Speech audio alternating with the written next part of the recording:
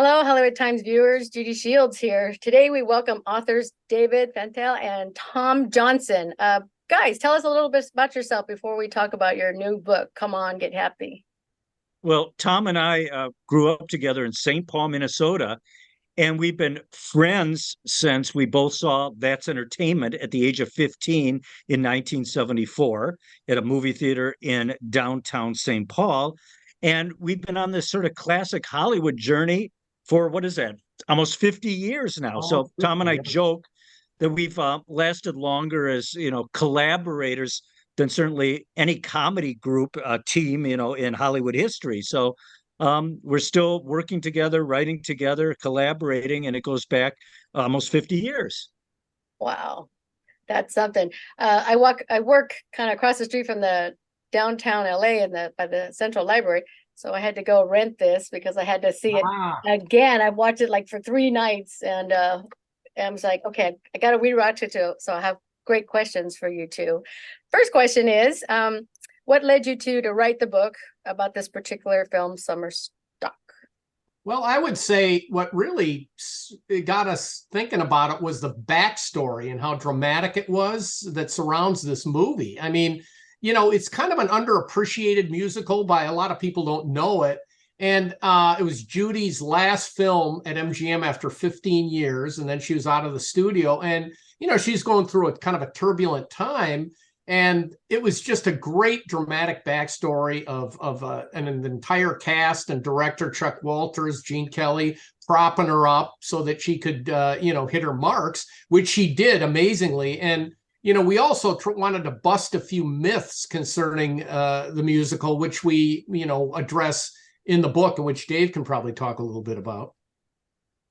Judy, we sort of joke and say this book is 45 years in the making because Tom and I, when we graduated high school in 1978, started corresponding with Gene Kelly and Fred Astaire. So many of these golden age artists were in their golden years, but still with us. So we started a snail mail letter writing campaign to Fred and Gene, and they actually ended up consenting to see us. So in the course of over 40 years, we've interviewed over 200 plus golden age stars. And so when we interviewed Chuck Walters in 1980 and the 2 home visits with Gene Kelly and Eddie Bracken and Carlton Carpenter and Harry Warren, back then we never knew we were going to write a book on Summer Stock, but at least we were intuitive enough to ask a few questions. So some of those specific questions and content on Summer Stock for some of the people that were in the movie are in the book. Thankfully, we had those recorded. Yeah, you just took away a whole bunch of my questions because my biggest that's okay though. My biggest question is what was it like to interview Gene Kelly all those years ago? Well, he was really great, yeah. Judy. He was cool. We had 2 home visits with him, one in 1978 when we first went out to LA, and he was a little more robust. He was in his 60s, I think, and he was great, but he was very, very not stern, but you could tell he was sort of like a teacher. He had taught dance school back in Pittsburgh during the Depression, and certainly had put a ton of actors and actresses through their paces and dance steps. So he was very, very sort of instructional with stuff, a lot very different from when we met Fred Astaire, who was just so nice and really a great guy. Gene was great too, but it was more, let's talk. And, he corrected my pronunciation of the Cannes Film Festival. I think I was trying to say Cannes, and he said Cannes, and he's a Francophile. So fluent in French. So I was just sort of, okay, but it was a wonderful, wonderful interview with him. Did either of them dance a little for you? Yeah, well, Fred, Gene never did. Yeah. Fred did some dance steps in a chair he was sitting in with his hands and his, it was really great. It was so cool to see.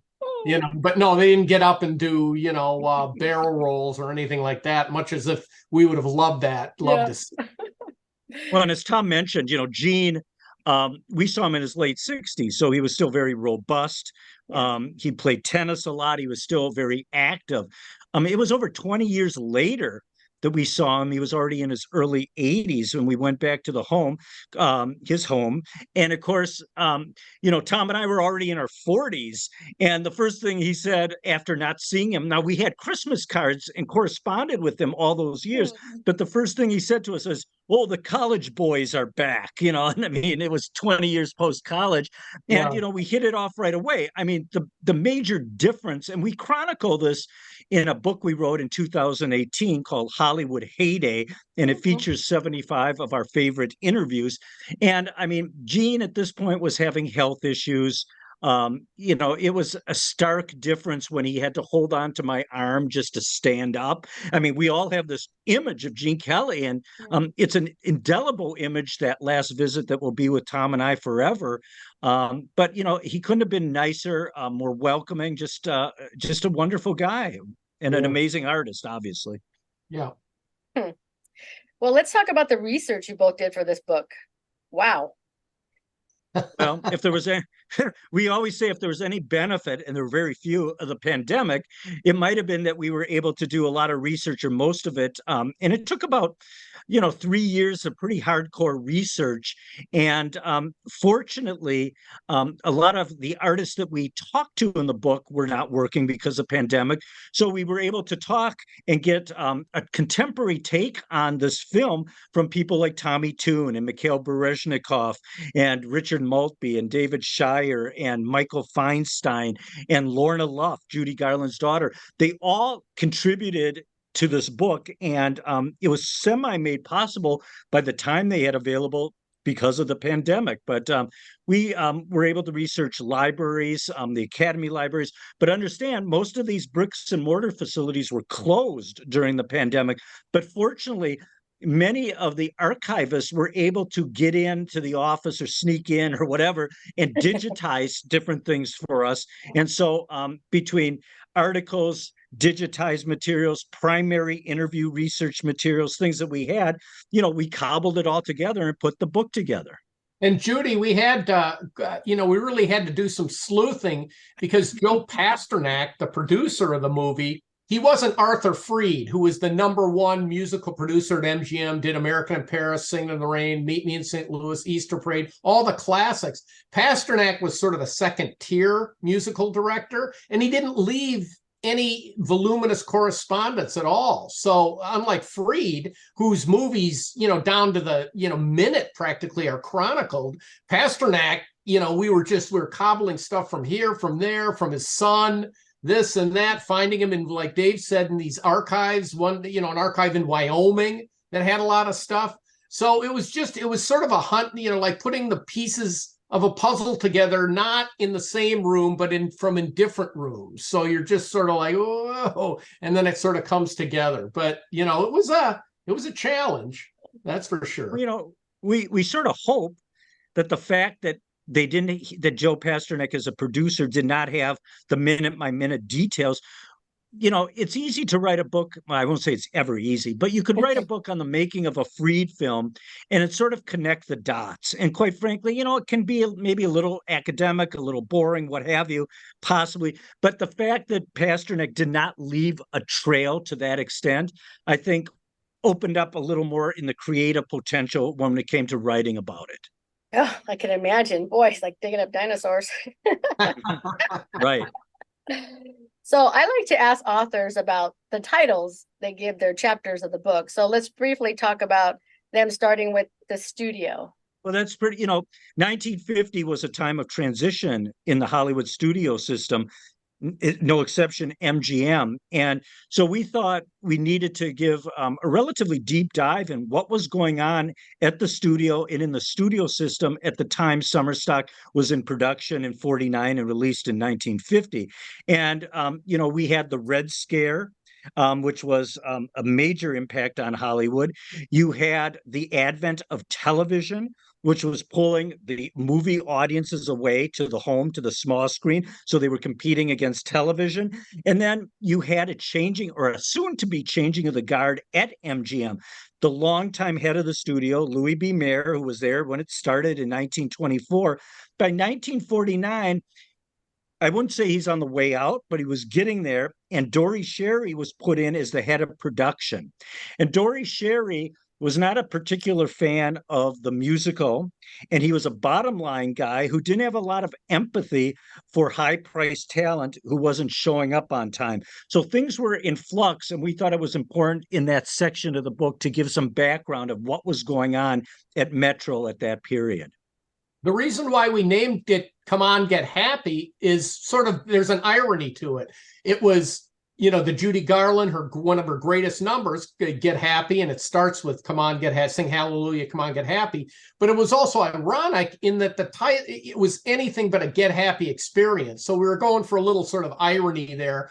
But one of our alternative titles was something Chuck Walters told us during an interview we had with him in 1981. He's a director. He said, how dare this look like we're having so much fun? Because he got an ulcer on that movie.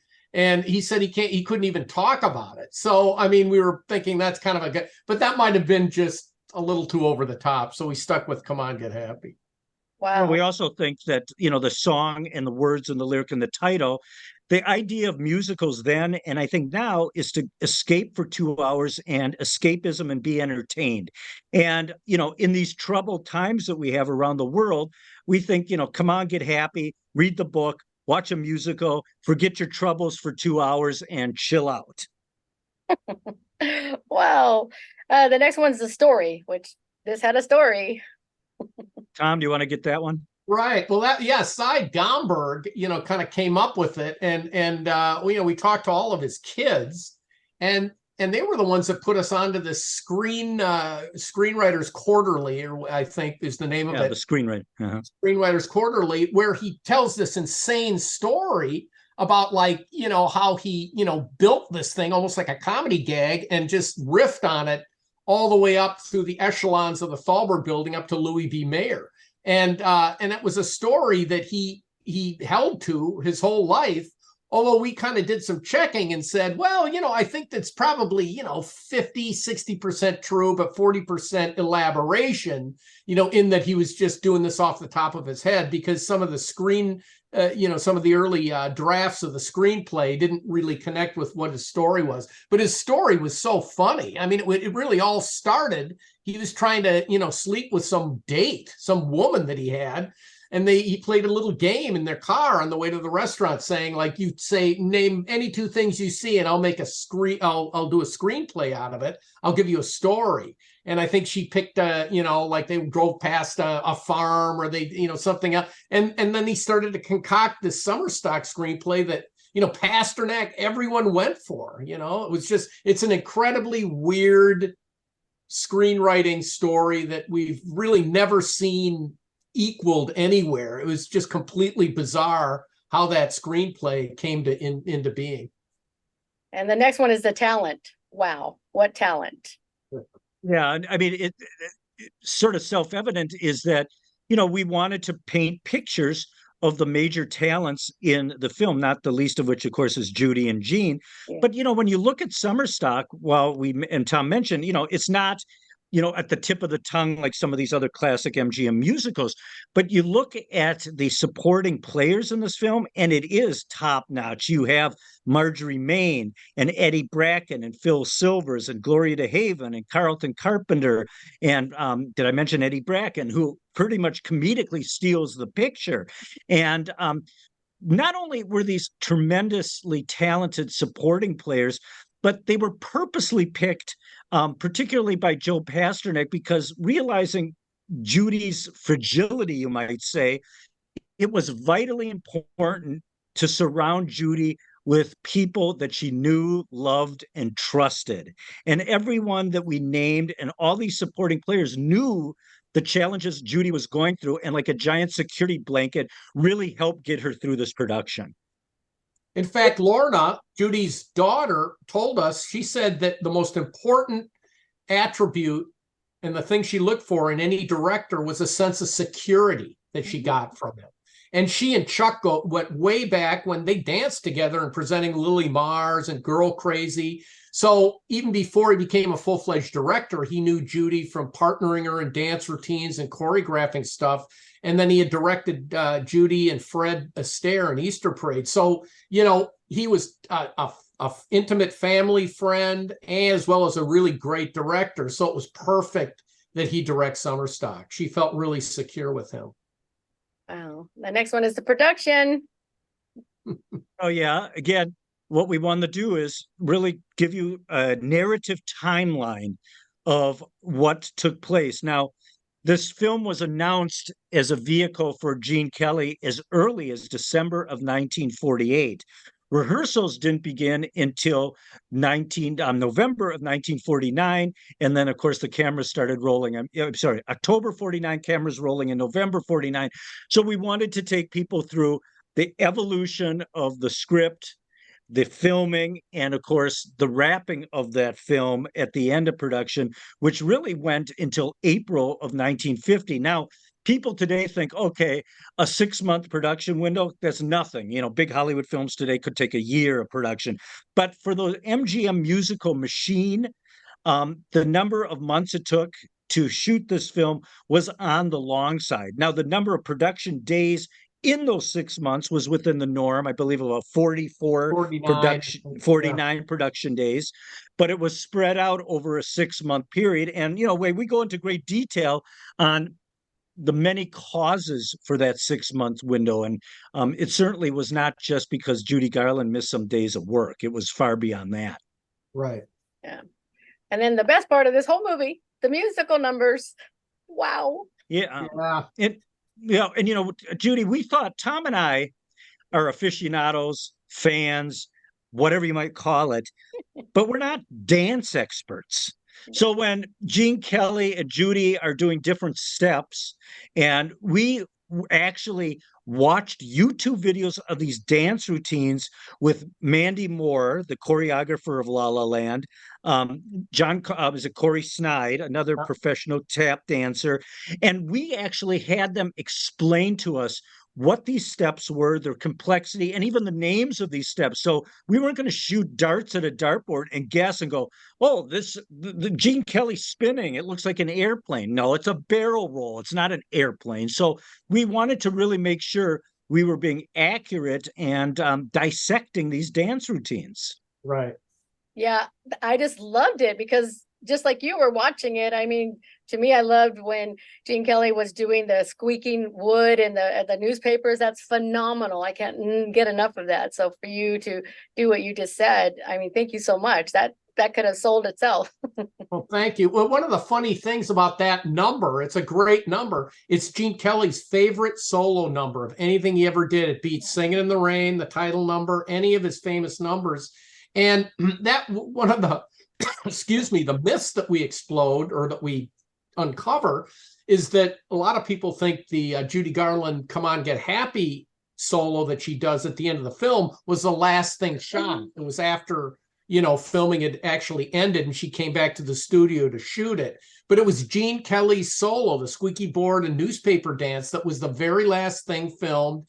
And he might have even directed it himself because Chuck Walters was gone by then. The film was sort of done. And then they figured, Gene, you need a solo here. We need a little bit more of you. So he came in and did this thing. So we posit that he probably directed himself in this number. In addition to starring and choreographing it, he directed himself. So yeah, and one of his major, one of the things that he sort of based it on or was thinking about was the silent film star Buster Keaton. He said he was a huge fan of his and really kind of an influence in this number, especially some of the, you know, the turns that he does with his torso real rigid. Those are real Buster Keaton kind of body movements. And he said he was consciously thinking of Buster when he was doing that number. Yeah. And then also I thought it was very pretty cool that you did marketing, because who thinks of that back then like you do today? Oh, And, and marketing at the studio system was a major deal, I mean, it was huge. And so they came up with, marketing materials, and we were able to get our whole hands on some of it. And we thought it was really interesting to show how do they take a film and market it. And so we talked about the marketing. We talked about box office, which is a little fuzzy because studio math then and today is still a little bit fuzzy. And we also, certainly cited some of the reviews at its time and talked a little bit about what was the public reception for the film. Yeah. Yeah, that's amazing. And then, of course, the reviews. Well, and I mean, again, generally favorable. I mean, a few of them made light or noted Judy's, weight issue in some of the reviews. We talk about that. They talk about that. But generally, I would say, they weren't raves, but they were favorable, generally speaking. Yeah, and the reason why they talked about Judy's weight, I think, was she was a little zoftig in the film, and especially the couple of films previous, like The Pirate and Good Old Summertime, she was alarmingly thin, almost anorexic in The Pirate. So she had gained weight, and she actually, we think, looked healthy in Summer Stock. But, from two, 3 prior films, she was like kind of, spindly. And then the Come On, Get Happy number, after she had lost these pounds in Santa Barbara and come back to shoot that number, she looked incredibly svelte. So that was sort of jarring to the previous scene when she was a little more matronly or whatever. So, and that's what also led to this myth that, it was an outtake from an earlier film, which is untrue. She did come back and filmed it, just a few 4 weeks, 3 weeks after, the film had wrapped, and she had lost, a couple of stones. So, yeah. Wow. That's what, it's really amazing, folks, for you to read this book, because those are things you wouldn't have really known about, because they don't talk about that. It's always the bad or this, and not things that, was her life and stuff. So we appreciate that. Next one is revenue and revivals. Yeah. Well, there you go. The revenue is, the box office issues. And, we did the best we could in dissecting it. We looked at trade publications. We looked at some of the ledgers from the studio to try to cobble together what we surmised was the reception financial box office. We also came to the conclusion that if you take auxiliary markets and DVDs and soundtrack sales and everything else, that the film indeed, was profitable.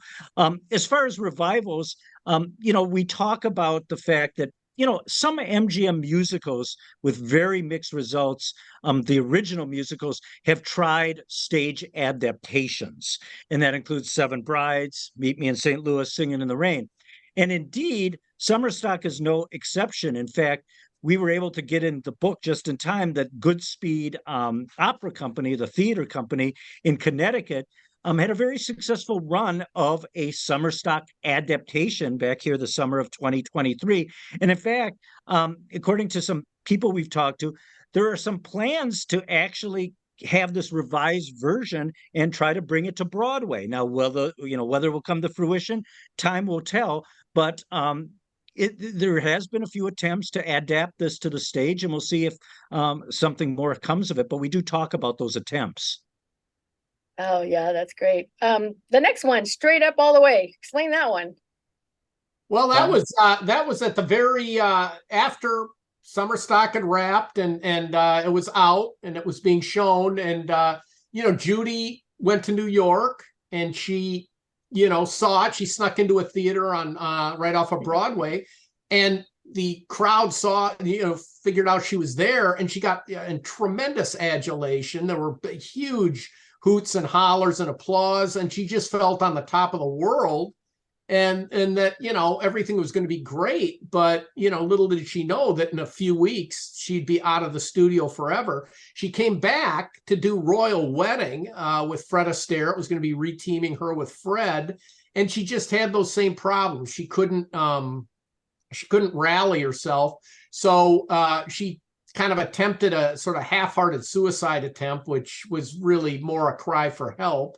And, the studio by that time had just said, well, we got to let you go. And it was a mutual thing, pretty much. I mean, I think Judy really didn't feel so bad about leaving. And, she left. And then, we kind of end the book, or the book, the part of the book about the movie, with the fact that Liza in That's Entertainment, that movie that we started, Dave and I, down the path, said that no matter what bumps or crevices there were in the road, it was straight up all the way. With Judy, she got the job done, and sort of that's how we sort of we end it. That production number 1477 was a trial and sometimes a tribulation for everyone involved, but they were all professionals. They all knew what they were doing and what they had to do, and it was straight up all the way, and that's how they got it done. Yeah, and then the final one, you talked a little bit about it, is taking stock. So how did you go about picking those featured in this chapter? Because you talked about Lorna, of course, and Carrie Kelly Novick. So Jean's daughter, yeah. Well, we thought, again, we're taking a production that's 73 years old, almost 74 years old. And we said, how do you bring this up to present day? And so the first thing we did is have Tony Award winner Savion Glover write the foreword. He had never seen the film, and I think he offers a sort of a youthful, fresh perspective, having never seen this film. But along those same lines, and how do you bring this up to 2023, 2024? We thought it was really important to talk to people, contemporary artists, who could offer some feedback on the film.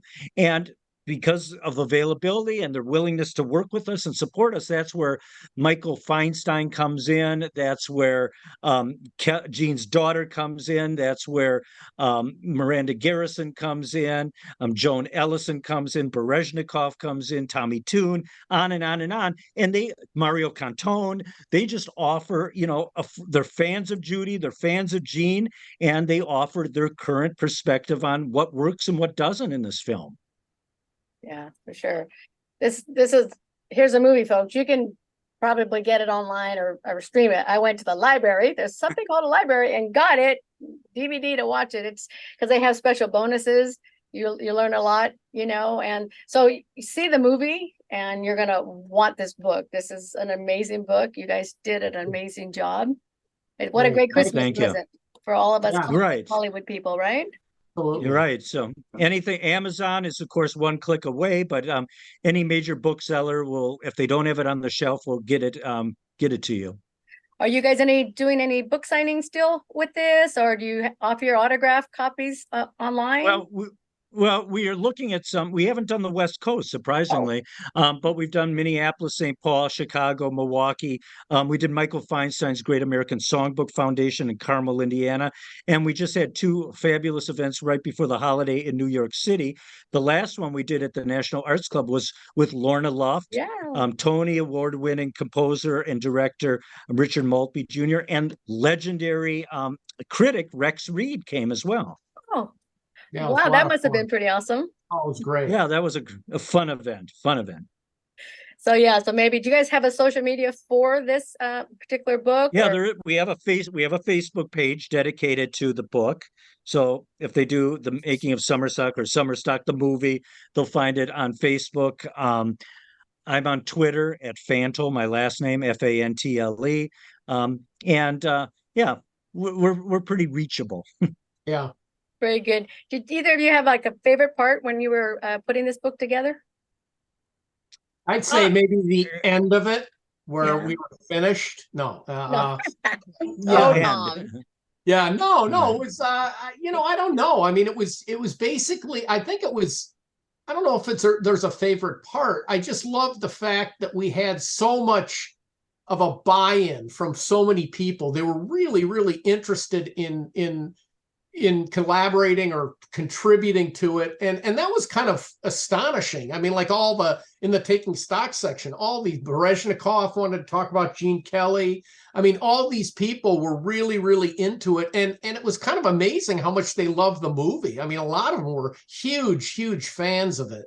So that was kind of surprising in a really wonderful way. Well, and again, even in the back book jacket, it has endorsements from, multiple Tony winners, the choreographer Susan Stroman, director, choreographer, Rob Marshall, dancer, choreographer, director. Yeah. I mean, we've been flattered, honored by, the reception of so many wonderful artists of this book. But I think the other fun part, and Tom mentioned the word sleuthing, is when you come across things like they could be little nuggets, like, Gene Kelly was attached to this project from December of 1948. That was sort of a revelation. Or did you know that MGM announced that Ricardo Montalban, or was it Fernando Lamas or someone, was going to be in summer stock? We'd find these things in articles. Of course, it never happened, but finding these sort of little interesting tidbits that there was actually, and it's in the book, there was back in, was it the early 80s, there was a little blurb in I believe Hollywood Reporter that MGM Television was going to adapt the movie into a television series. And of course, it went absolutely nowhere, but we came across this little paragraph. Yeah, funny. Oh my gosh, isn't that amazing? What people try to say. So I have a project for you. So next year, I hope to talk to you more often, but next year you're going to have to do this kind of thing with White Christmas. Right. Okay. For Christmas. Well, yeah, I mean, yeah, no, it's a good movie, fun movie, classic perennial movie. Great. Yeah. Well, I'm probably speaking for Tom. If from our preference as an artist, nothing to disparage Danny Kaye, but we prefer Fred Astaire as an overall artist. There you go. And there was, I believe, some talk about White Christmas being a sequel to Holiday Inn, which was Crosby and Astaire, and of course it never came to be. And there might be a making of White Christmas book either out. I think there is. I think you check this out, Judy. I think our friend John Fricke, also a contributor to this book, might be involved or authored that book. But I would Google it. I think it actually might exist. Yeah, or it will be coming out. My homework now.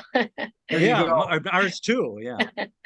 Well, we appreciate you guys taking the time to dial in and giving us a buzz, and we will put this out there. This will become a YouTube video, and for everyone to share. We'll put it in an article and press release and get this out for you, because it's an amazing book about an amazing movie. Great. Well, thank you so much, Judy. Dude. Yeah, have a great holiday season too. Yes, it's going to be Christmas, isn't it? So coming up it's just after tomorrow's the coming first. Couple of weeks. Right. Yeah.